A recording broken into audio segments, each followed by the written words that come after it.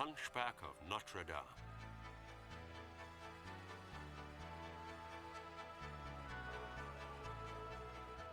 The 6th of January, 1482, was not a day to go down in history. But for the people of Paris, waking to the sound of bells from all over the city, it was a day they had celebrated for as long as they could remember. It was a double holiday, marking the Festival of the Three Kings and the Festival of Fools. And the high spot of the day was to be the election of the Pope of Fools.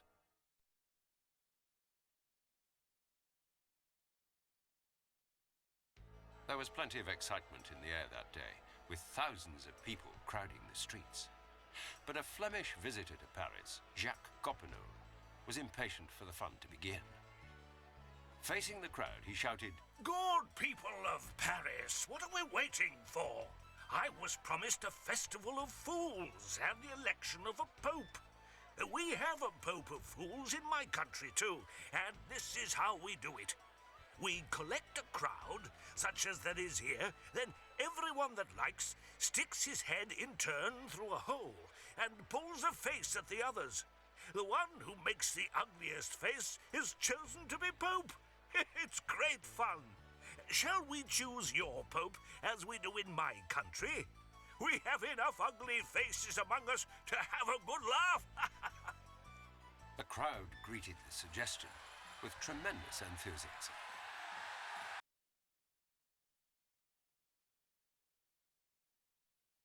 A little chapel was chosen as the scene for the face-pulling.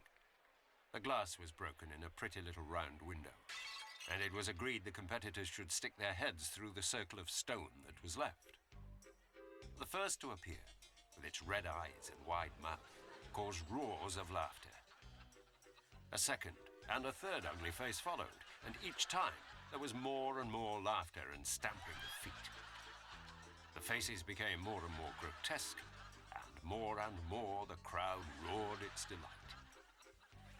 Then a face appeared at the window that caused screams of approval.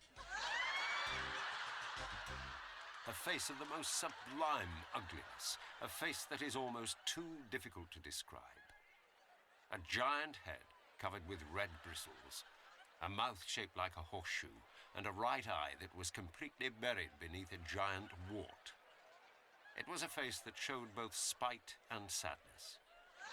Everyone agreed this was indeed the one to become the blessed Pope of Fools. It was only on closer inspection that they realized the ugly grimace was his ordinary face.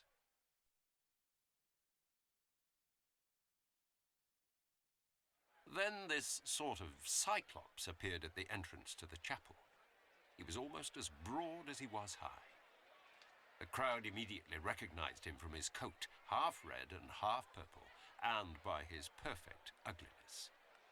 With one voice they cried out, "It's Quasimodo, the bell ringer! "It's Quasimodo, the Hunchback of Notre-Dame! Quasimodo, the one-eyed! Quasimodo, the bandy-legged!" The poor fellow, it seems, had plenty of nicknames to choose from. Jacques Copenhague, astonished at the sight, approached him. "Why," he said, "you are the finest piece of ugliness I have ever seen." When Quasimodo did not reply, he shouted, "What? Are you deaf?" Quasimodo was indeed deaf.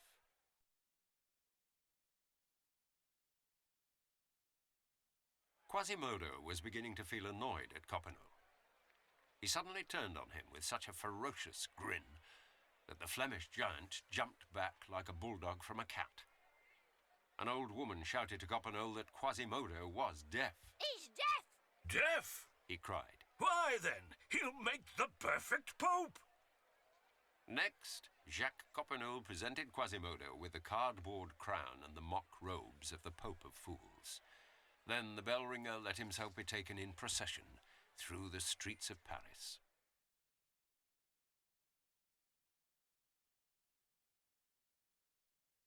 The celebrations went on long into the night. In one of the city squares, a huge bonfire blazed magnificently, and a crowd of people had gathered round it. But it was not only the warmth that had attracted the spectators. In the space that was left between the crowd and the fire, a young girl was dancing.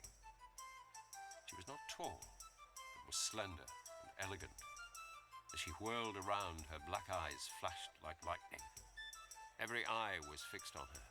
Every mouth was open as she danced to the sound of a tambourine held above her head by two beautifully shaped arms. Among the thousands of faces illuminated by the fire was one which was intently fixed on the dancer. It was the face of a man calm and somber. He looked no more than 35 years old, yet he was bald with a few scanty tufts of grey hair.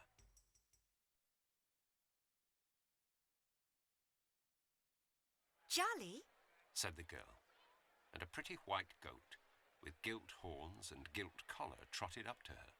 now it's your turn. She said, holding out her tambourine. What month is it? She asked. The goat raised its foreleg and struck once on the tambourine. The crowd clapped. It was indeed the first month of the year. Now, Jolly, Said the girl, holding out the tambourine again. what day of the month is this? Again the goat raised its golden hoof, and this time it struck the tambourine 6 times. The people clapped all the louder, and silver and copper coins of all sizes began falling at her feet. There's witchcraft at the bottom of this, Said a sinister voice in the crowd. It was the bald man who had never once taken his eyes off the gypsy.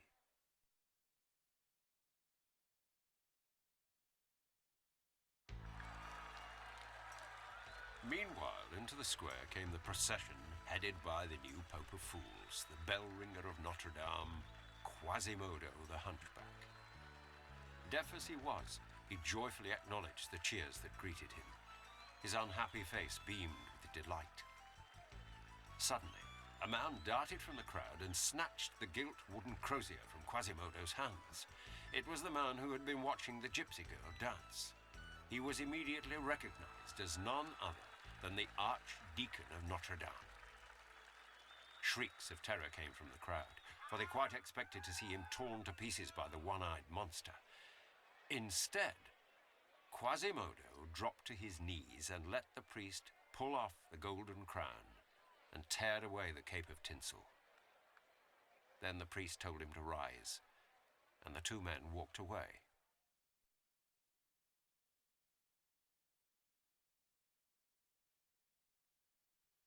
Late on the night of the Festival of Fools, the gypsy girl was making her way along one of the narrow streets of the city when she was pounced on by 2 men.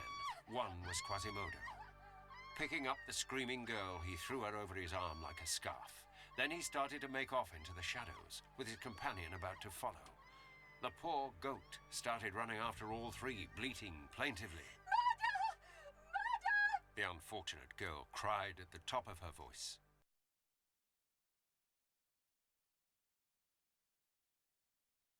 Suddenly, a voice like thunder roared, "Halt, scoundrels, and let her go!" It was the captain of the king's archers. Flourishing his sword, the soldier snatched the girl from Quasimodo and placed her gently on the ground. Before he was able to recover from his surprise, the hunchback was quickly seized and trussed up. Meanwhile, his companion had disappeared into the night.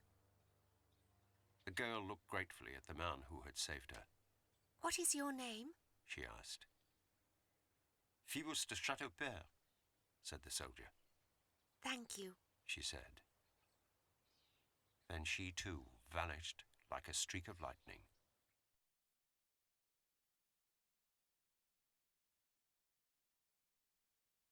"16 years before the start of this story, after Mass one fine Sunday morning, a living creature was laid in the wooden bed that stood in the porch of Notre-Dame.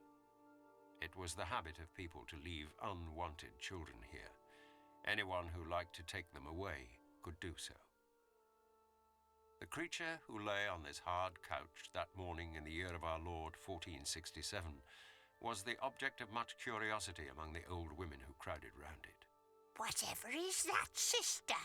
Said one, staring at the ugly little creature. It lay squealing and wriggling on the wooden bed.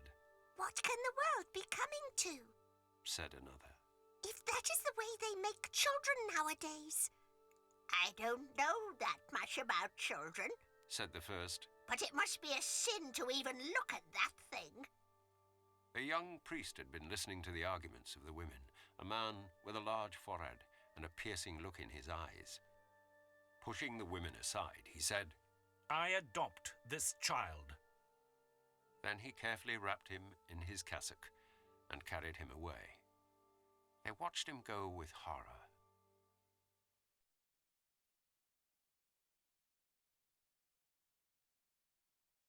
By the year 1482, Quasimodo had grown up.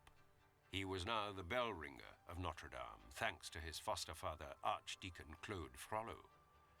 Over the years, a strong bond had formed between the bell ringer and the great cathedral. Cut off from the world by his unknown birth and his deformity, it was as if he'd been imprisoned within its walls from infancy. So Quasimodo grew up in harmony with the church, living in it, sleeping in it, hardly ever leaving it.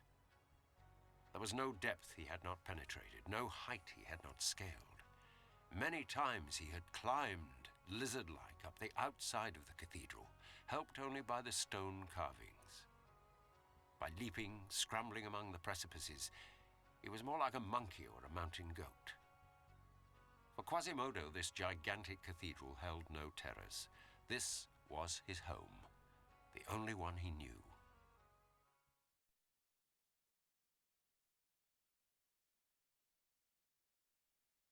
The cathedral was peopled with figures of marble, with kings, saints, and bishops. They never burst out laughing in his face. They showed no hatred for Quasimodo. They were too much like him themselves for that. The saints were his friends and blessed him. The monsters were his friends and guarded him. Quasimodo had been born one-eyed, hunchbacked, and lame. Now, as bell ringer of Notre-Dame, a new disability afflicted him, for the bells had ruptured his eardrums. He had become completely deaf. Yet it was the bells themselves that he loved most of all in that vast cathedral.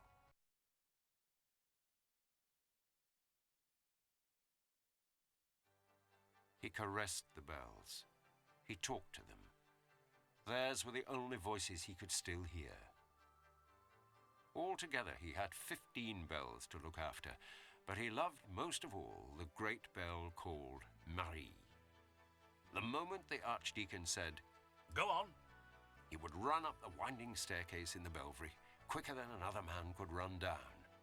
Then he would shout to his assistants at the base of the tower to begin. They pulled the ropes, and slowly the huge metal bell began to move. As its swing increased, Quasimodo vibrated with excitement, and the grand peal began. The whole tower seemed to tremble. The great bell swung to and fro, and Quasimodo crouched down and rose up to its rhythm. His movements became as frenzied as the bells. Suddenly, he leapt straight towards the bell. He seized the brass monster, and with the whole weight and force of his body increased the fury of the peal.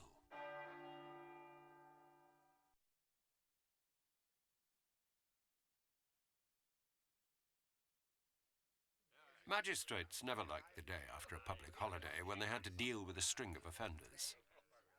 This particular magistrate was the provost of Paris. The prisoner standing silently in front of him was Quasimodo. Now and then his only eye glanced angrily at the bonds that bound him. The provost said to Quasimodo, What have you done to be here, scoundrel? The prisoner, thinking he was being asked his name, replied, Quasimodo! There was laughter in the courtroom. The magistrate, red with rage, said, Are you playing a game with me? Bell ringer at Notre-Dame, replied Quasimodo. Bell ringer? Roared the provost. I'll have such a peal rung on your back you'll never forget it. Do you hear me, rascal? If you want to know my age, I think I shall be 20 next Martinmas, said Quasimodo.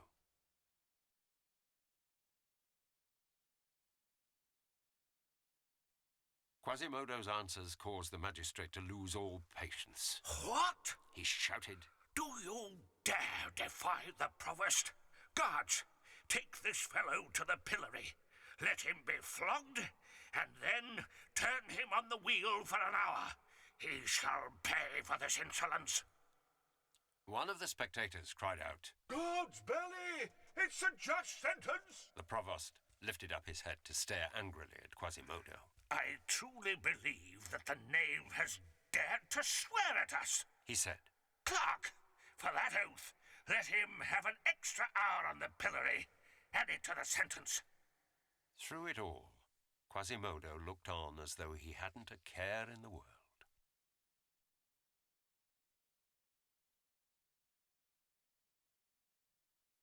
The pillory in the Place de Grève consisted of a cube of masonry some 10 feet high and hollow within. Quasimodo, stripped to the waist and with his arms bound behind him, was pushed up the rough flight of stone steps that led to the upper platform. Waiting for him was a horizontal wheel of solid oak, on which he was forced to kneel and tightly strapped. Then the wheel started rotating, presenting the condemned man's face to each corner of the square. This was called turning a criminal. A crowd gathered to watch, booing and laughing. The same crowd in the same square where the day before Quasimodo had been acclaimed as the Pope of Fools. Another man now climbed the steps to the platform carrying a whip made of long, plaited thongs. He was Master Pierre Torterue, the public torturer.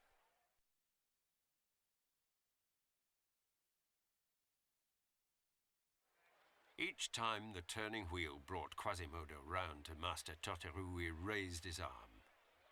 The thin lash hissed sharply through the air and fell with fury on the back of the helpless victim. When the torment was finally over and the torturer had left the platform, poor Quasimodo remained bound to the wheel.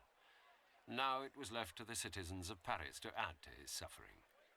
Boos and insults rained down on him. Quasimodo looked round the crowd with hatred in his one eye. He struggled in his bonds but could not break them. Then he broke his silence and in a hoarse voice cried, "Water!"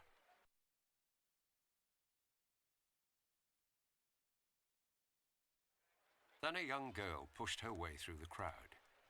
She was followed by a little white goat with golden horns. Quasimodo watched her suspiciously. It was the gypsy girl he had tried to abduct the night before. He thought she was coming to take revenge and to add her blows like the others. Anger and rage choked him. Without saying a word, she slowly approached the victim, who vainly twisted to avoid her. Then, taking a gourd from her belt, she gently lifted it to his parched lips. A big tear started to roll down from his bloodshot eye, which had been dry until then. It trickled down his deformed face, so long distorted by despair. Then she pressed the neck of the gourd between Quasimodo's jagged teeth. He drank greedily, for he had a burning thirst. When he had finished, he tried to kiss the lovely hand, but the girl pulled it away.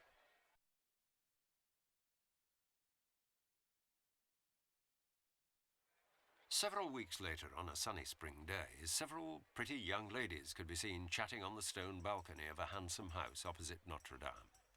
They were joined by a gentleman who wore the brilliant uniform of Captain of the King's Archers. Suddenly, one of the girls cried, Look down there at that pretty girl dancing on the pavement and playing a tambourine. Could that be the gypsy you rescued from the hands of a dozen robbers?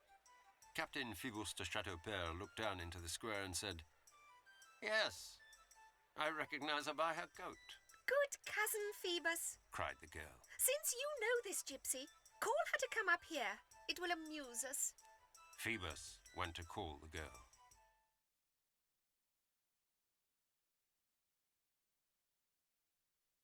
All eyes were on Esmeralda when she came into the room, followed by the goat with the golden horns. The captain was the first to speak. "What a charming creature," he said. "Do you remember me?" Oh, yes. she said. You slipped away in such a hurry that night. Did I frighten you? He asked. Oh, no, said the gypsy. The captain went on. You left me with a one-eyed hunchback fellow, the bishop's bell ringer, I'm told. But he paid dearly for what he did. Master Pierre Tottereau curried the bell ringer's hide most soundly, poor fellow, said Esmeralda. Meanwhile, the lady of the house was more interested in the goat. She noticed a little bag hanging from its neck. To satisfy her curiosity, she opened it and emptied its contents on the floor. They were wooden letters of the alphabet. No sooner were they spread out than the goat pushed certain letters with its golden hoof to make up a word. Phoebus. At the fine lady's cry of alarm, the gypsy saw what had happened, turned pale and began to tremble. She is a sorceress! Cried the lady. Begone, you gypsy from hell!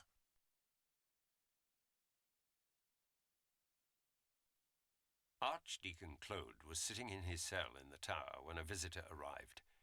It was the king's lawyer. Good day, Master Jacques, he said. Good day, answered the lawyer. Where would you like me to order that little sorceress to be arrested? What sorceress? Asked Claude. A gypsy who comes to dance in the square every day, despite the official order forbidding it. She has a goat which is possessed of the devil. It has the devil's own horns. It reads and writes and understands mathematics. In fact, it is enough to hang all the gypsies in Paris. The case is all ready. When shall we start? Claude went pale. I'll tell you when the time has come, he said.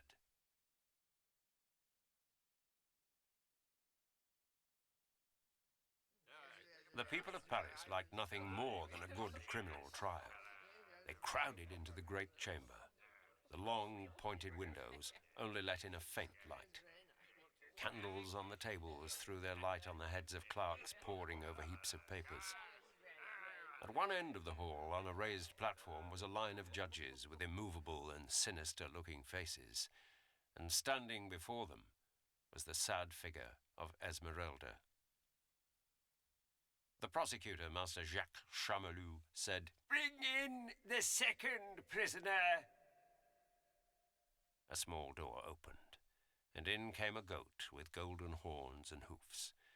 It caught sight of the gypsy girl and jumped over a table and the head of a clerk. In 2 leaps it was at her knees, inviting a caress.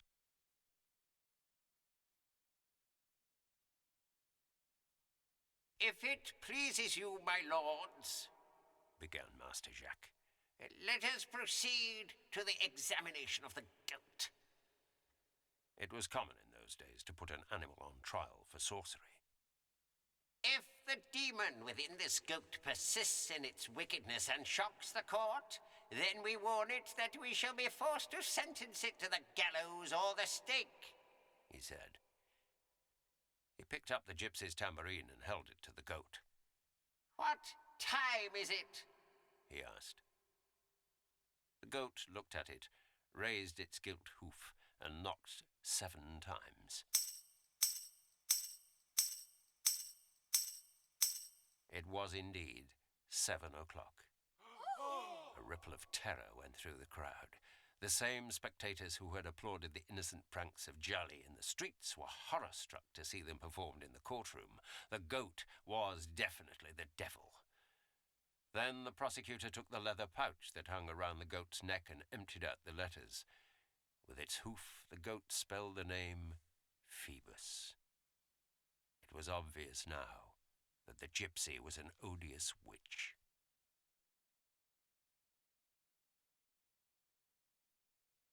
Esmeralda stood there with no sign of life.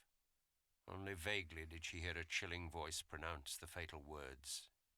Gypsy girl, on such a day as it please our lord the king, at the hour of noon, you will be taken barefoot, a rope round your neck, before the great door of Notre-Dame, and there you will be hanged, and your goat likewise, for sorcery and magic. May God have mercy on your soul.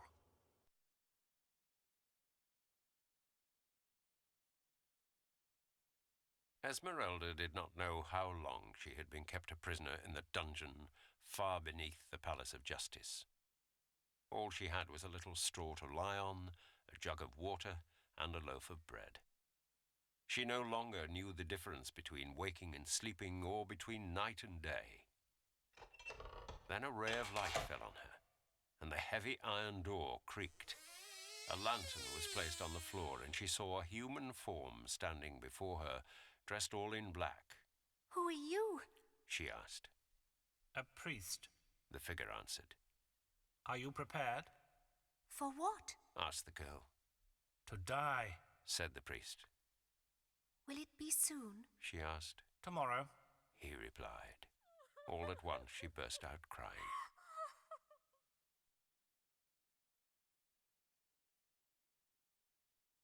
I want to get out of here. She sobbed. I'm cold. I'm afraid. And there are horrible creatures that climb up me. Then come with me, said the priest, pushing back his hood. I love you. He sank onto his knees. Ever since I saw you dancing in the square, I felt a mysterious spell on me. It was witchcraft, I know. One night, I determined to carry you off. There were 2 of us, but then a stupid officer came up and rescued you. Next, I hoped that the law would break the charm, so I denounced you. Have pity on me. He crawled towards her. I can help you escape. Only say you love me. But let us lose no time. He jumped up and seized her arm, but she pushed him towards the door. Go, monster! Let me die! She shouted. I could never be yours. I only want Phoebus. The priest picked up his lantern and went to the door, and darkness returned.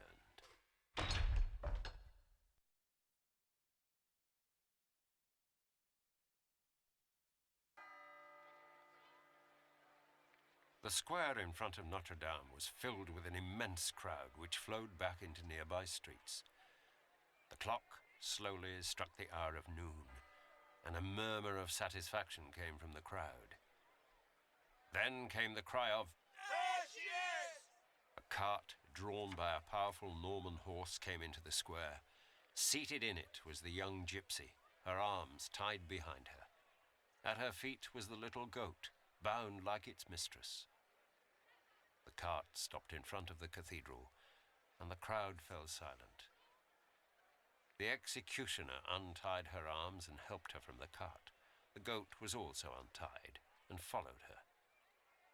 In bare feet, she started walking towards the steps leading into Notre-Dame. The rope round her neck trailed behind her.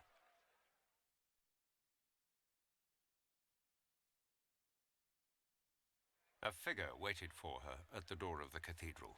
It was the archdeacon. Esmeralda shuddered. In a loud voice, he said, Girl, have you prayed to God to pardon you for your crimes? Then he stooped, putting his head close to hers. The crowd thought it was to hear her last confession. Instead, he whispered, Will you be mine? I can still save you. She looked him straight in the eye. Go to the devil, your master, She said. or I will denounce you. He gave a horrible grin. They will not believe you. He replied. Answer quickly. Will you have me? There was no response. Very well. Die then. He snapped. No one will have you. Then he lifted his hand over her head and said loudly, Go now, and may God be merciful to you. This was the signal the executioner was waiting for.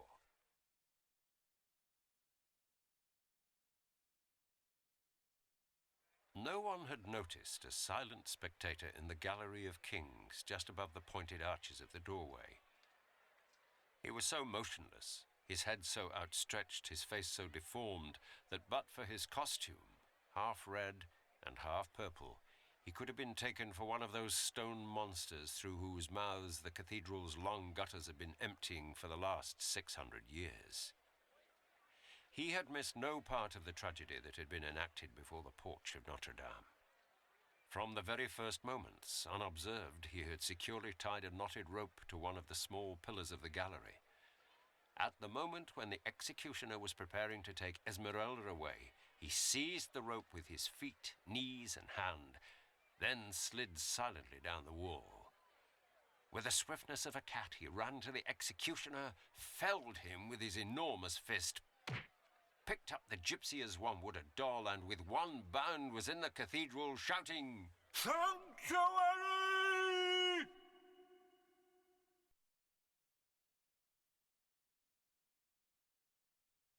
Quasimodo paused under the great porch and looked back. His large feet seemed as firmly rooted in the pavement of the cathedral as its massive pillars. He held the trembling girl hanging limply from his rough hands, carrying her with care as if afraid of hurting her. On the square, the crowd was shouting again and again. Sanctuary! Sanctuary! They knew that within the walls of Notre-Dame, the condemned girl could not be touched. It was a place of refuge. Human law dared not cross its threshold. Then Esmeralda opened her eyes. She looked at Quasimodo and immediately closed them again as if horror-struck at the sight of her deliverer. Quasimodo clasped her closely in his arms. She was his treasure. His single eye looked down on her and showered her with tenderness and pity. The crowd stamped their feet with enthusiasm. Quasimodo felt himself proud and strong. He, the lowest of the low, had snatched the victim from the executioners, the judges, all the might of the King of France. He turned and went into the church with his burden. In seconds, he had disappeared from sight.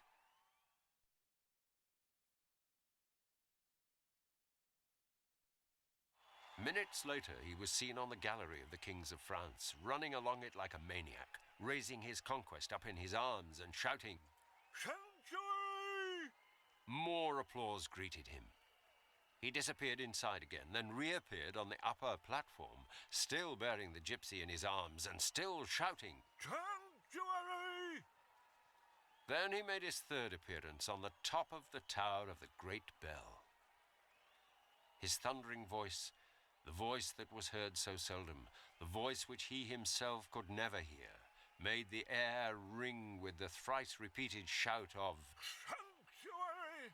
Sanctuary! Sanctuary!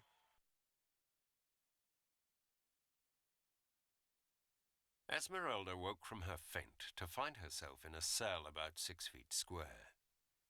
She turned to Quasimodo. Why did you save me? She asked.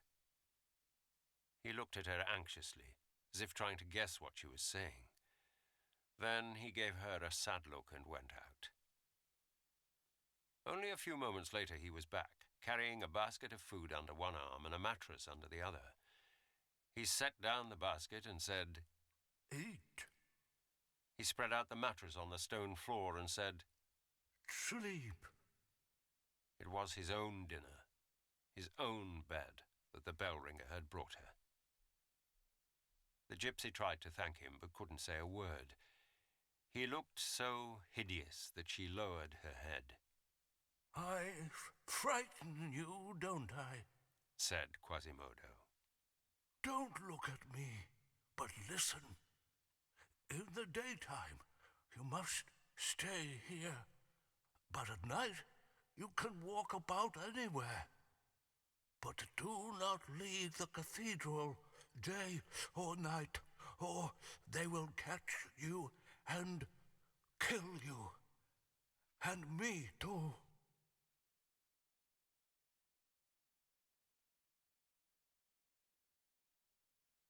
Unknown to Esmeralda, Parliament issued a decree that would allow soldiers to enter the cathedral and deliver her back to the executioner. But Parliament hadn't counted on the city's gypsies, pickpockets, and beggars. When they heard what was planned, they were determined to take the law into their own hands. That night, there was a bustle of activities in the Court of Miracles in that part of Paris known as the City of Thieves. Groups of people gathered together, sharpening swords, polishing axes, arming themselves with every kind of weapon they could lay their hands on. That poor Esmeralda. One gypsy was saying, She's our sister. We must get her out of Notre-Dame before it is too late. Finally, another voice called out, Midnight. At this signal, men, women and children set out for Notre-Dame, their weapons glistening in the dark.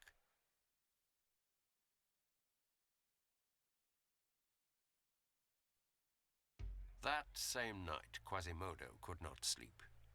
He had done his last rounds and glanced at his silent bells. Now he put down his lantern and looked out over the sleeping rooftops of the city. For some days he had felt uneasy. He had seen suspicious-looking men prowling about the cathedral. He imagined some plot was afoot that could hurt the gypsy, that the hatred of the people might be directed against her as it was against himself. So he stood on the tower like a good guard dog, with his heart full of distrust. As he swept the great city with his one piercing eye, he sensed that something odd was about to happen. There seemed to be a movement in the darkness like the waves of a river, or the heads of a moving crowd.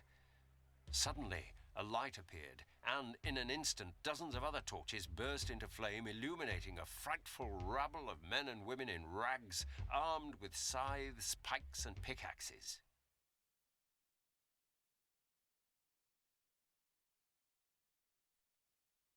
The mob surged towards the great doors of the cathedral. Their leaders ran up the steps and set to work with sledgehammers and crowbars. The doors, however, stood firm. It's tough and obstinate, Cried one. It's old and its joints are stiff, Said another. Then, with an enormous crash, a huge beam of wood fell from the skies, then rebounded into the square like the noise of a cannon. We needed a battering ram. Shouted a ruffian. Well, here it is. With that, willing hands seized the beam and smashed it against the door. The whole cathedral seemed to shudder, but the door did not yield. Then, a shower of huge stones began to rain down onto the heads of the attackers.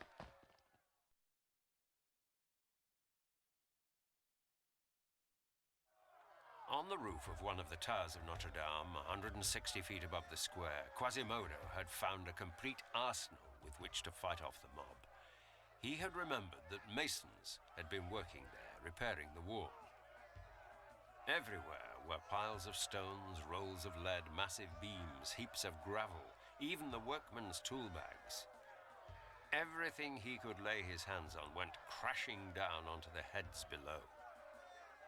But Quasimodo realized that this ammunition would not last forever.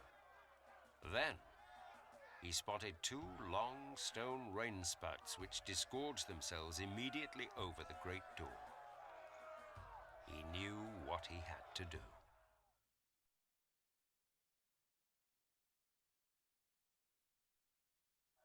Quasimodo saw that both of the rain spouts started from the floor near him. He set to work, darting here and there about the platform, and quickly made a pile of builder's rubble and small pieces of wood. Then he went to collect rolls of lead, ammunition he had not yet used, which he also laid on the pyre. When all was ready, he set fire to the heap with his lantern. He looked over the parapet and saw the ringleaders were grouping themselves for a last effort to break down the doors. These were now badly splintered and unlikely to resist any further blows of the battering ram. Just then, the lead began to melt.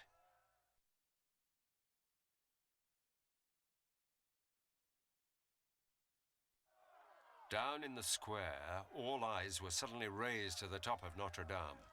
They saw an extraordinary sight. On the uppermost gallery above the central rose window, a vast sheet of flame, accompanied by a shower of sparks, rose between the two towers. Below this flame, below the somber balustrade with its carvings glowing red, two spouts in the shape of monsters' jaws began spewing out streams of molten lead. As they neared the ground, The two streams merged into showers of spray like water, spurting from the countless holes of a watering can, drenching the screaming crowd below. The stone devils and dragons carved onto the walls of Notre-Dame seemed to come alive in the flickering flames. Gorgons seemed to be laughing, salamanders puffing fire, griffins sneezing in the smoke. And among the monsters thus wakened from their sleep of stone, there was one that could be seen from time to time moving in front of the fire like a bat before a candle.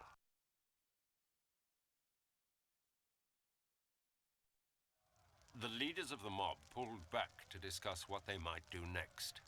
It's impossible to break in, said one of them. The church is enchanted. We'll never get in through that door, said another. We'll have to find another way. Just then, a group of men arrived dragging a long ladder. Their leader said, See that group of statues looking like idiots? That's the gallery of the kings of France. And at the end of it is a door which is always unlocked. That's our way into Notre-Dame. They quickly raised the ladder up to the gallery, and the first man started to climb, holding the rungs with one hand and his crossbow with the other. When he reached the gallery, 60 feet above the ground, he swung nimbly onto the balcony and let out a yell of joy.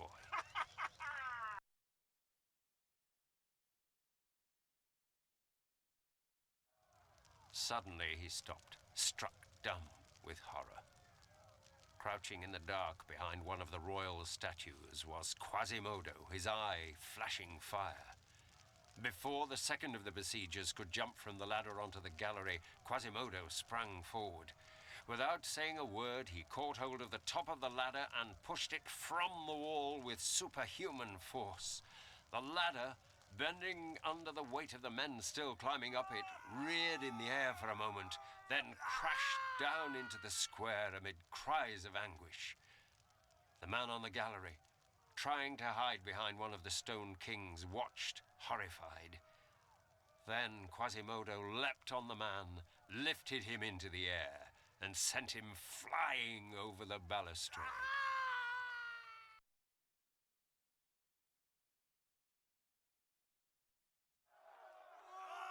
A cry of horror went up from the ruffians as they saw what Quasimodo had done. Vengeance! They cried. Storm the cathedral! They were filled with shame at having all their efforts repulsed by a hunchback. Some found more ladders, others knotted ropes, and those that could find neither started swarming up the face of Notre-Dame by clinging to the sculptures. They were shouting, yelling, and swearing as they climbed. No one could hold out against this rising tide of grim faces now closing in on Quasimodo. He knew he would be powerless to hold out any longer against so many enemies. Then from the distance came the sound of horses as Captain Phoebus de Chateaupert rode into the square at the head of his soldiers.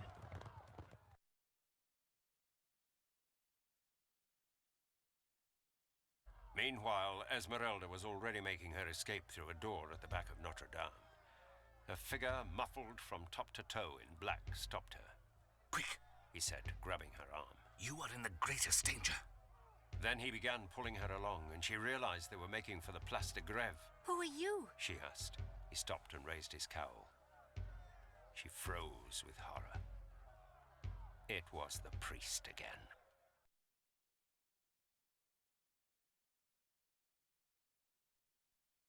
Listen, said the Archdeacon. This is the Grève. We go no further. Parliament has decreed you should go back to the gallows. I have rescued you from their hands, but they are still searching for you. Look. The rumblings of the search and the torches seemed to be getting nearer. I have aided your escape because I love you, he said. Let me complete the work. I can save you. Everything is prepared. If you wish it, it will be done. She looked at the gallows. Coldly, he said, You must choose between the two of us. Then she looked over her shoulder at the priest. I feel less horror of that than of you, she said. He buried his face in his hands and sobbed uncontrollably. Then he said, I do not want you to die. Just say one word of kindness. You are a hateful, poisonous monk. she answered. You are old. You are ugly. Go away. He let out a violent cry. Die then! He shouted.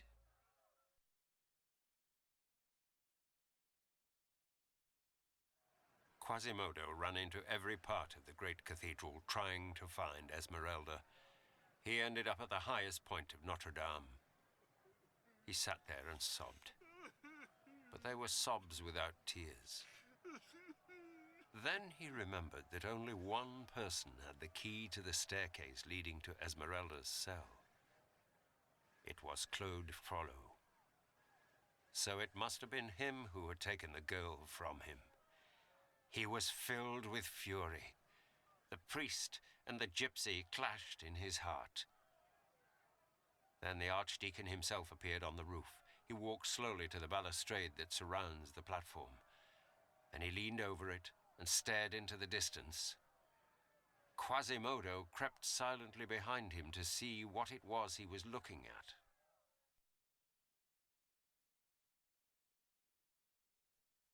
Paris, viewed from the towers of Notre-Dame in the cool dawn of a summer morning, is a magnificent sight.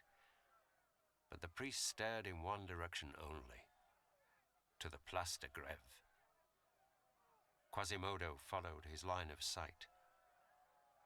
Then he saw the gallows, and he saw a man dragging something white across the square. He knew it was Esmeralda. Suddenly the archdeacon threw back his head and laughed like a demon. Quasimodo couldn't hear the laugh, but he could see it. He recoiled a few steps. Then he rushed at him in a fury. He pushed him with his two huge hands into the abyss over which he had been leaning. Then he bent over and watched him fall.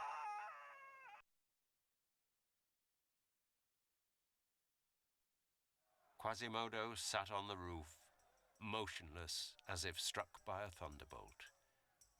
A stream of tears flowed silently from his one eye. Heaving a deep sigh, he cried, There is all I have ever loved.